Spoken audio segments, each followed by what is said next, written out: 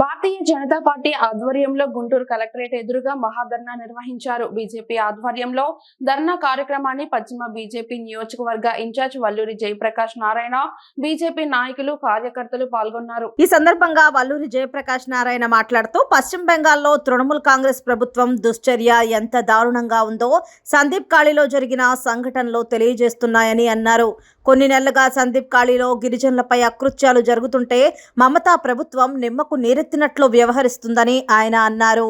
west Bengal మొత్తం మహిళల పట్ల దాడులు, అరాచకమైనటువంటి పరిస్థితులు,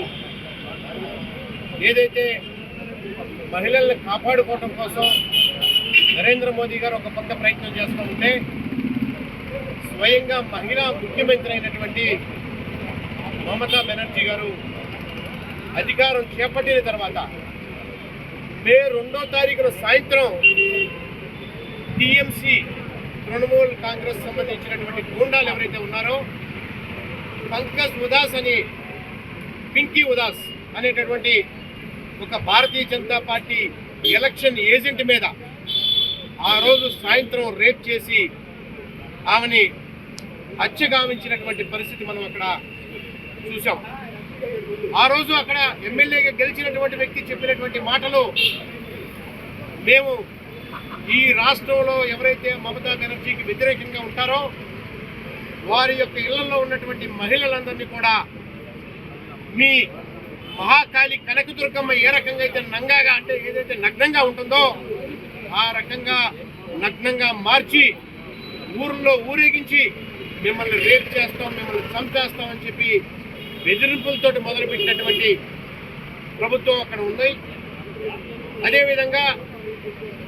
ఈ ఎవరైతే ఇప్పుడు ఉన్నటువంటి సందేశ్ గలీలో అక్కడ ఉన్నటువంటి ఖాన్, ఏం ఖాన్ అతని పేరు, షాజహాన్ ఖాన్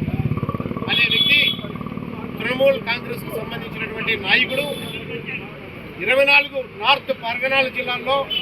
ముఖ్య నాయకుడిగా ఉన్నటువంటి ఆ వ్యక్తి వెస్ట్ బెంగాల్లో మొత్తం మహిళలు మొత్తం మహిళా ముఖ్యమంత్రులు మొత్తం తలదించుకునే విధంగా ఆ ప్రాంతంలో ఉన్నటువంటి సందేశ్ గలీలో ఉన్నటువంటి ప్రతి ఇంటికి కూడా తిరుగుతూ అభివృద్ధి కార్యక్రమాలు చేపడతామని చెప్తూ అక్కడ ఉన్నటువంటి అందమైన మహిళల్ని గుర్తించి, నేను ఈ అందమైన మహిళలను ఎందుకు చెబుతున్నానంటే వారు చెప్పినటువంటి మాటలు, వారి యొక్క గుండాలు చెప్పినటువంటి మాటలు ప్రతి ఇంటికి కూడా వెళ్ళి ఎవరైతే అందంగా మహిళ కనపడుతుందో ఆ మహిళల్ని సాయంత్రం పూట తన ఆఫీస్కి తీసుకురావాలని కొన్ని వందల మంది మీద అక్కడ అత్యాచారం చేస్తూ ఉంటే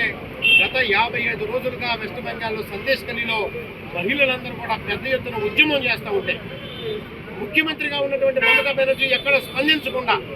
ఎక్కడ మాట్లాడకుండా ఇవాళ హైకోర్టు ఆదేశం ఇచ్చిన తర్వాత అక్కడ ఉన్నటువంటి ఈడీ కానీ, సిబిఐ కానీ, లేదంటే పోలీసులైనా సరే అరెస్టు చేయాలి, 48 గంటలు సమయం ఇస్తున్నామని చెప్పి హైకోర్టు చీఫ్ జస్టిస్ చెప్పిన తర్వాత తప్పనిసరి పరిస్థితుల్లో ఇవాళ ఆ షాజహాన్ ఖాన్ని అరెస్ట్ చేసి రాచ మర్యాదలతోటి వాళ్ళు జైల్లో పెట్టి ఇవాళ తనకి విఐపి ట్రీట్మెంట్ ఇస్తూ చేసినటువంటి అరెస్టును కూడా అపహాస్యం చేస్తూ, రాజ్యాంగాన్ని అపహాస్యం చేస్తూ ఈ ముఖ్యమంత్రి తన గుండాల్ని సమర్థిస్తూ ఈ దేశంలో ఉన్నటువంటి మహిళల పట్ల అత్యాచారాలను ప్రోత్సహిస్తూ ఎవరైతే రోహింగ్యా ముస్లిమ్స్ వెస్ట్ బెంగాల్లో ఉన్నారో వారందరికీ కూడా మద్దతుగా నిలుస్తూ ఈ మమతా బెనర్జీ చేసేటటువంటి అరాచకాన్ని ఇవాళ భారతీయ జనతా పార్టీ